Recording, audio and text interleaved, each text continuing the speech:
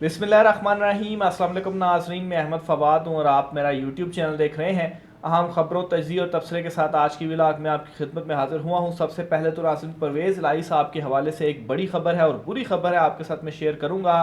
परवेज़ इलाही साहब, जिनको कोई महीने से ऊपर हो चुका है वक्त, उन्हें गिरफ़्तार किया गया था और कई बार उनको रिहाई के अहकामात आए, लेकिन उसके बाद दोबारा किसी मुकदमे में उनकी जो एक नए मुकदमे में उनकी जो गिरफ्तारी है वो डाली जाती रही। कुछ अहम तफसीलात इस हवाले से आपके साथ में शेयर करूंगा। दूसरी तरफ नाज़रीन, अली मोहम्मद ख़ान और शहरयार अफरीदी जो हैं, इनके भी रिहाई के अहकामात आए हैं। इस पर क्या अपडेट है, एक तो ये भी आपके साथ में शेयर करूंगा। इमरान खान साहब की जानिब से बड़ा एक अहम खिताब किया गया और इस खिताब में अली मोहम्मद ख़ान के लिए इमरान खान ने क्या जो पैगाम है वो दिया है, बड़ा इंपॉर्टेंट पैगाम है उनके मुकदमात के हवाले से। इस पर भी कुछ चीज़ें आपके साथ में शेयर करूंगा। जर्नेलों के ऊपर क्या बड़ी पाबंदी जो है वो आयद कर दी गई है और साथ ही साथ जो है वो सुप्रीम कोर्ट ऑफ पाकिस्तान से भी एक बड़ी खबर है, वो भी आज की व्लॉग में आपके सामने रखूंगा। कुछ अहम डेवलपमेंट्स इमरान खान साहब से शुरू करता हूँ। मामला जो है आज का व्लॉग जो है, तो सबसे पहले तो इमरान खान साहब ने जो खिताब किया है, इस खिताब में एक तो इमरान खान साहब ने मौजूदा हुकूमत की कारकर्दगी और महंगाई के हवाले से इमरान खान साहब ने कुछ जो फैक्ट्स और फिगर्स हैं वो सामने रखी, जिसमें बिजली की कीमत के हवाले से इमरान खान साहब ने कहा कि जब उनकी हुकूमत इख्तिताम पजीर हुई तो उस वक्त बिजली की फ़ी यूनिट जो थी वो 16 रुपये थी, जो कि आज 50 रुपये तक पहुंच चुकी है। जबकि इसी तरह से ही चीनी जो थी, जब 80 रुपये फ़ी किलो हुई उनके दौर में, तो बहुत ज़्यादा शोर मचाया गया कि देखें ये क्या जो कीमत है आसमां को छूने लग पड़ी है। लेकिन इस वक्त वही जो चीनी है वो 160 रुपये की, यानी कि दुगनी कीमत पर हो चुकी है। लेकिन मुकम्मल जो खामोशी है ख़ास तौर पर मीडिया की जानिब से वो अपनाई गई है। इसी तरह से चावल और दालों की जो कीमतें हैं वो भी दुगनी हो गई हैं। इवन कि जो आटा है जो कि 55 रुपये किलो मिलता था वो आज तकरीबन 150 रुपये का हो गया है। लेकिन उसके बावजूद भी तमाम तर जो खामोशी है वो इस वक्त अपनाई गई है। तो बहरहाल ये कुछ उन्होंने मुआजना किया और साथ ही साथ इमरान खान साहब ने शहरयार अफरीदी और अली मोहम्मद ख़ान जो हैं इनके हवाले से एक पैगाम भी दिया है, क्योंकि अली मोहम्मद ख़ान साहब जिनको रिहाई मिली और बिल आखिर रिहाई मिलने के बाद वो घर को पहुंच चुके। 8 मरतबा उनको गिरफ़्तार किया गया, यानी कि जैसे ही उनकी रिहाई के अहकामात आते हैं उनको रिहा किया जाता है और साथ ही उनकी जो गिरफ़्तारी है वो डाल दी जाती है। और इस तरह से करते करते 8 मरतबा उनकी जो गिरफ़्तारी है वो डाली गई। लेकिन बिल आखिर पेशावर की जानिब से, पेशावर हाई कोर्ट की जानिब से अहकामात आए उनकी रिहाई के, और जब उन्हें रिहा किया गया तो 9वीं मरतबा उनकी गिरफ़्तारी नहीं डाली गई और वो अपने घर जो है वो पहुँचे। दूसरी तरफ शहरयार अफरीदी साहब जो हैं उनको भी रिहाई मिली है, लेकिन अभी तक कोई ये अपडेट उनके हवाले से नहीं आ सकी कि उनको जेल से भी रिहा किया गया है या नहीं किया गया। बहरहाल रिहाई के अहकामात जो हैं वो अदालत से उनके भी आ चुके हैं। और इसके बाद इमरान खान साहब ने एक वीडियो पैगाम भी जारी किया और उस वीडियो पैगाम में इमरान खान साहब ने ये कहा है कि अली मोहम्मद ख़ान की रिहाई पर मैं खुश हूँ। और उन्होंने ये भी कहा कि आज मुझे खुशी हुई है कि अली मोहम्मद ख़ान को जेल से रिहाई मिली। साथ ही साथ उन्होंने ये भी कहा कि आज इनकी रिहाई से ये साबित हो गया है कि अली मोहम्मद ख़ान का कोई कसूर नहीं था और यही केस जो है वो शहरयार अफरीदी के ऊपर भी था और इन दोनों का जो है वो कोई कसूर नहीं था। और आज इनको जो रिहाई है वो मिली, ये साबित कदम रहे, पाकिस्तान तहरीक इंसाफ के साथ ये खड़े रहे और बिल आखिर इन दोनों को जो रिहाई है वो मिल गई। साथ ही साथ इमरान खान साहब की जानिब से दीगर कुछ अहम जो रहनुमा हैं पाकिस्तान तहरीक इंसाफ के, जो कि गिरफ़्तार हैं, जिनमें इमरान खान साहब ने यास्मीन राशिद साहिबा का नाम लिया, इसके अलावा जो है वो एजाज़ चौधरी साहब का नाम लिया और महमूद रशीद का नाम लिया। इनके हवाले से इमरान खान साहब ने कहा कि ये भी गिरफ़्तार है, लेकिन ये भी बहुत जल्द छूट जाएंगे क्योंकि इनका भी कोई जो कसूर है वो नहीं है। तो बहरहाल ये एक अच्छी खबर थी पाकिस्तान तहरीक इंसाफ के रहनुमाओं के हवाले से, जिनको तकरीबन 80 दिन के बाद तो जो रिहाई है वो मिली है अली मोहम्मद ख़ान साहब को। और इसी तरह से मतलब है कि एटलीस्ट जो सिलसिला है रिहाई का वो शुरू हो गया और आगे चलकर मज़ीद जो मामलात हैं वो बेहतरी की तरफ जाते हुए नज़र भी आ रहे हैं। खैर, और बेहतरी भी जो है वो होगी। और इमरान खान साहब ने इस हवाले से ख़ुद भी कहा है कि जो ये हुकूमत जाएगी तो पाकिस्तान तहरीक इंसाफ के हवाले से जो मामलात हैं वो बेहतरी की तरफ जाएंगे। साथ ही रिहाई के बाद अली मोहम्मद ख़ान साहब की जानिब से भी एक बयान दिया गया है और उस बयान में उन्होंने ये कहा है कि पाकिस्तान तहरीक इंसाफ के चेयरमैन इमरान खान उनके लीडर हैं और वो दोबारा वज़ीर आज़म बनेंगे। तो बिल्कुल डटे हुए अली मोहम्मद ख़ान साहब, और अपने बयान में भी उन्होंने यही कहा है। 80 दिन के बाद जेल से रिहाई के बाद मीडिया से उन्होंने गुफ्तगू की और उन्होंने कहा है जी कि मेरा पैगाम मोहब्बत है। जिस मिशन के लिए साथ दिया अल्लाह ने इस्तकामत दी। पाकिस्तान को सियासी इंतकाम की नहीं बल्कि सियासी इस्तेहकाम की ज़रूरत है। मुल्क को पुरअमन तरीके से शफाफ इलेक्शन की तरफ ले जाना है। उन्होंने ये भी कहा कि हम सब पाकिस्तानी हैं, कोई गैर मुहब्ब वतन या दहशतगर्द नहीं। 9 मई के जिन लोगों ने नुकसान किया वो पार्टी पॉलिसी नहीं थी। जिसने गलती की सज़ा मिलनी चाहिए। हमारी जमात तालीम याफ्ता लोगों की है। फिर इसी तरह से उन्होंने ये भी कहा कि नवाज़ शरीफ, आसिफ जरदारी, मौलाना फजल रहमान का इलेक्शन में मुकाबला करेंगे। इदारों से गलत फहमियों के ख़ात्मे के लिए काम करूँगा। जो लोग हमें छोड़ गए इन्हें बुरा भला नहीं कहता। वो वक्त इम्तिहान का था, अपने लीडर के साथ खड़े रहते तो अच्छा था। तो बहरहाल ये अली मोहम्मद ख़ान साहब की जानिब से पैगाम दिया गया है और वंस अगेन उन्होंने कहा है कि वो इमरान खान साहब के साथ डट कर खड़े हुए हैं। दूसरी तरफ सुप्रीम कोर्ट ऑफ पाकिस्तान से बड़ी खबर है और बड़ी खबर ये है कि फ़ौजी अदालतों में सिविलियंस के ट्रायल के ख़िलाफ़ जो दरख्वास्त थी वो 1 अगस्त को बाकायदा तौर पर समाअत के लिए मुकर्रर कर दी गई है और इसके लिए सुप्रीम कोर्ट ऑफ पाकिस्तान की जानिब से जो एक काज लिस्ट जारी की जाती है वो भी जारी कर दी गई है। अपने तहरीरी हुक्मनामे में तो सुप्रीम कोर्ट ऑफ पाकिस्तान ने लास्ट हेयरिंग में ये कह दिया था कि 1 अगस्त को जो है वो केस की दोबारा समाअत करेंगे, लेकिन बेंच की अवेलेबिलिटी भी देखी जाती है। तो बहरहाल अब यह है कि काज लिस्ट जारी हो चुकी है और इसके मुताबिक 1 अगस्त को इस केस की समाअत होगी। अब इस केस के हवाले से 2 चीज़ें मैं आपके साथ शेयर करता चलूँ। एक तो 1 अगस्त तक इसलिए ये मुलतवी की गई थी क्योंकि जो अटॉर्नी जनरल थे उन्होंने वक्त मांगा था कि जो मुलजिमान हैं इस केस में अगर किसी को सज़ा होती है तो उस सज़ा के ख़िलाफ़ जो अपील है क्या वो दायर कर सकेंगे हाई कोर्ट्स के अंदर या दायर नहीं कर सकेंगे। ये अपील का जो हक है वो उन्हें दिया जा रहा है या नहीं दिया जा रहा। तो इसमें अटॉर्नी जनरल ने 1 महीने के वक्त का कहा था जी कि हमें 1 महीने का जो वक्त है वो दे दें, हम हुकूमत से पूछ कर तो फिर आपको जो है वो कन्फर्म करेंगे। तो इस पर अदालत की जानिब से ये कहा गया उस वक्त रिमार्क्स में भी कि 1 महीने से पहले पहले जो आपकी हुकूमत है उसकी मुद्दत ख़त्म हो जाएगी तो फिर उसके बाद आप आकर क्या जवाब देंगे।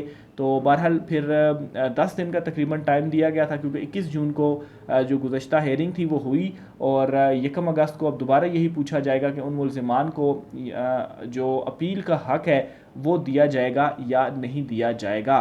तो बाकी ये चीज़ है कि अभी तक कोई जो ट्रायल है वो शुरू नहीं हुआ। ये अटॉर्नी जनरल ने कहा था कि आज की तारीख तक यानी कि 21 जुलाई जो लास्ट हेयरिंग हुई थी 21 जुलाई तक तो कोई ट्रायल शुरू नहीं हुआ था और फिर अदालत ने इसके ऊपर ये भी कहा था कि अगर ट्रायल शुरू किया जाता है तो अदालत को ज़रूर आगाह जो है वो किया जाए कि ये जो ट्रायल है वो शुरू हो गया है।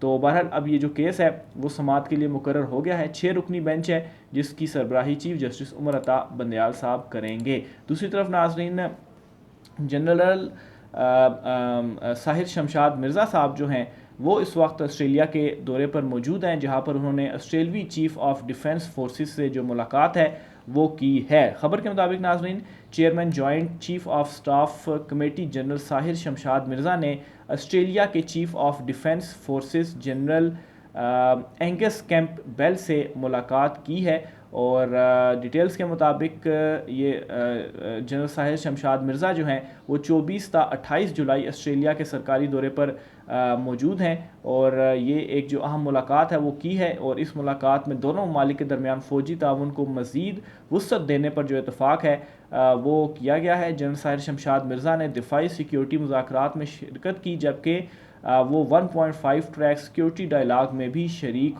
होंगे और इसके अलावा chairman joint chief of staff committee ने रॉयल मिलिट्री कॉलेज का भी दौरा किया है। तो ये नाज़रीन बहुत ही इंपॉर्टेंट दौरा है ऑस्ट्रेलिया का जो कि chairman joint chief of staff committee general Sahir Shamshad Mirza की जानिब से इस वक्त वो दौरे पर ही हैं और ये जो अहम मुलाकातें हैं कुछ हो चुकी हैं और कुछ अहम जो मुलाकातें हैं वो उनकी जानिब से की जानी है। आगे चलते हुए नाज़रीन परवेज़ इलाही साहब के हवाले से एक बड़ी ख़बर आपके साथ मैं शेयर करता चलूँ। एक तो नाज़रीन ये हुआ कि उनको गिरफ़्तार किया गया, गिरफ़्तारी के बाद उनकी रिहाई हुई, उनको ज़मानत मिली, लेकिन उसके बाद दोबारा से उनकी जो गिरफ़्तारी है वो डाली गई और फिर उनको रिहाई मिली और फिर उनकी जो गिरफ़्तारी है वो डाली गई और फिर उसके बाद ये भी होता रहा जी कि चौधरी शुजात हुसैन साहब जो हैं वो जेल में जाते हैं, परवेज़ इलाही साहब से मुलाकात करते हैं। 2 मुलाकातें ही होती हैं और इन मुलाकातों में वो परवेज़ इलाही साहब को मनाते हैं कि आप पाकिस्तान तहरीक इंसाफ को छोड़ दें, वापस आप काफ लीग में आ जाएँ। तो ज़ाहिर सी बात है, अगर आप ऐसा आ जाते हैं, प्रेस कॉन्फ्रेंस कर लेते हैं, तो फिर उसके बाद आपको जो रिहाई है वो मिल जाएगी। लेकिन परवेज़ इलाही साहब ने उस वक्त भी वक्त मांगा और फिर उसके बाद अभी तक उनकी जानिब से पाकिस्तान तहरीक इंसाफ को छोड़ने से इनकार किया जा रहा है। और सबसे जो बड़ी वजह है उसकी, वो मोनिस इलाही साहब हैं। मोनिस इलाही साहब ख़ुद पाकिस्तान में मौजूद नहीं है, बैरून मुल्क हैं। और ज़ाहिर सी बात है, बैरून मुल्क इसीलिए है कि उनको भी गिरफ़्तारी का ख़दशा था और ख़दशा उनका दुरुस्त भी था। अगर वो होते पाकिस्तान में, इमरान खान साहब को छोड़ने के लिए वो तैयार नहीं है, तो फिर जेल की जो सोबतें हैं वो उन्हें बर्दाश्त करनी पड़ती। तो बहरहाल परवेज़ इलाही साहब इस वक्त डटे हुए हैं और वो जो है वो पाकिस्तान तहरीक इंसाफ को नहीं छोड़ रहे। तो अब इस सारे सिनेरियो में हुआ ये कि एक और मरतबा उनकी जो रिहाई के अहकामात हैं वो लाहौर हाई कोर्ट, वो लाहौर की अदालत से आए, लेकिन उनके ऊपर जो अमल दरामद था वो नहीं किया गया।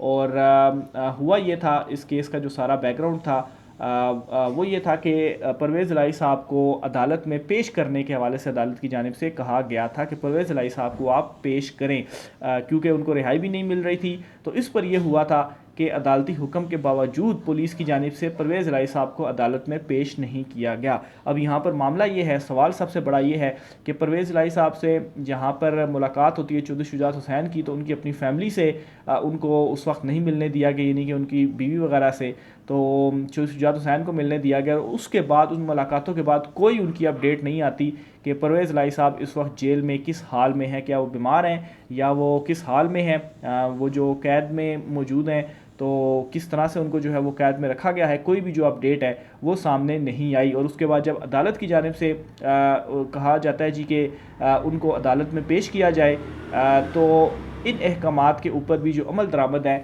वो नहीं किया जाता। तो इस पर यह हुआ है कि परवेज़ इलाही साहब को पेश ना करने पर जो आला अफसरान है उनकी तनख्वाहें रोकने का जो हुक्म है वो दिया गया है। डिटेल्स ये नाज़रीन के लाहौर की स्पेशल कोर्ट सेंट्रल ने पाकिस्तान तहरीक इंसाफ के सदर परवेज़ इलाही को पेश ना करने पर अफसरान की तनख्वाहें रोकने का हुक्म दे दिया है। जज बख्त फ़खर बेहजाद ने FIA के मनी लॉन्ड्रिंग केस की समाअत की और चौधरी परवेज़ इलाही को पेश ना करने पर जो हुक्म है तहरीरी वो जारी किया। अदालत ने मनी लॉन्ड्रिंग केस में परवेज़ इलाही को पेश ना करने पर होम सेक्रेटरी, इंस्पेक्टर जनरल यानी कि IG पुलिस पंजाब और IG जेल खाना जात की तनख्वाहें रोकने का हुक्म दिया है। हुक्मनामे में ये भी कहा गया है जी कि अदालत ने तीनों अफसरान को 50-50 हज़ार रुपये जुर्माना आयद करने का भी हुक्म दिया है और इन्हें 5 अगस्त के लिए इजहार वजूहा का नोटिस भी जारी किया है।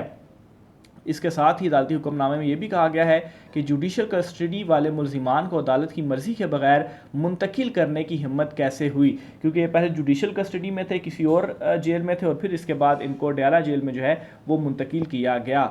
अगर आज एक शख्स की आज़ादी पुलिस के हाथ में है तो कल ये आज़ादी किसी और के हाथ में भी जा सकती है। इसके अलावा ये भी कहा गया जी कि मौजूदा सूरत हाल संगीनी ज़ाहिर करती है जिसमें एक कैदी को तीनों अफसरान ने मुग़वी बनाया है। अदालती हुक्मनामे में ये भी कहा गया कि मैं ये समझने से कासिर हूँ कि रियासत कैसे एक शख्स को अदालत में पेश किए बगैर मुसलसल कैद में रखने पर गाफिल है। बदकिस्मत सूरत हाल ज़िम्मेदारों के ख़िलाफ़ सख्त कार्रवाई का तकाजा करती है, लेकिन अभी तक इस पुकार ने किसी को नहीं जगाया। फैसले में यह भी कहा गया कि यह रियासत की बेहिसी है जो एक कैदी को इसके आइनी हकूक़ से महरूम करने पर भी अपनी जगह से नहीं हिलती और आइंदा समात पर तफ्तीशी अफसर से मुकम्मल चालान जो है वो भी तलब कर लिया है। तो ये काफ़ी सख्त जो एक ऑर्डर है वो अदालत की जानिब से दिया गया और बिल्कुल ये बनता भी था कि आखिर अदालत अगर बुला रही है, एक तो आपने परवेज़ इलाही साहब को मुंतकिल कर दिया, उसके ऊपर अदालत ने एतराज़ उठाया और फिर उसके बाद अदालत ख़ुद ये कह रही है, अहकाम दे रही है कि उनको अदालत में पेश किया जाए। तो उस पर आप देखेंगे दूसरी साइड से अब इसको क्या अल्फाज दिया जाए, बदमाशी का लफ्ज़ जो है वो दिया जाए कि अदालत कह रही है कि आप परवेज़ इलाही साहब को पेश करें और आप परवेज़ इलाही साहब को पेश नहीं कर रहे। तो इसके ऊपर फिर अदालत ने ऑर्डर दिया है, एक तो वो जो तीनों अफसरान हैं उनकी तनख्वाहें रोक दी हैं और साथ ही 50-50 हज़ार रुपये जो जुर्माना है वो भी किया है। और इजहार वजूहा का जो नोटिस है कि वजह आप बयान करें रिटर्न में, वो भी अदालत की जानिब से दिया गया है। आखिर में नाज़रीन, पार्लियामेंट से जर्नलों के हवाले से अहम खबर है और एक बिल पास हुआ है सेनेट में, और इस बिल के मुताबिक नाज़रीन अब ये हुआ है जी कि कोई भी जो फ़ौजी अफसर वगैरह होंगे वो अगर रिटायर होते हैं या मुलाजमत से हटते हैं, छोड़ते हैं, तो 2 साल तक वो सियासत में हिस्सा नहीं ले पाएंगे। जबकि जो हसास अफसरान होते हैं, यानी कि हसास नौइयत, जिस तरह से ISI वगैरह के जो मुलाजमीन आप कह लें, वहाँ के जो फ़ौजी अफसर हैं या टॉप लेवल के ऊपर कुछ हसास जगहों पर जो तैनात होते हैं, तो वो जो अफसरान हैं वो 5 साल तक पॉलिटिक्स में हिस्सा नहीं ले पाएंगे। तो ये एक अहम जो पाबंदी है वो इस बिल में आयद करती गई है। राय का असर कीजिएगा। मुझे इजाज़त दीजिए। अल्लाह हाफ़िज़।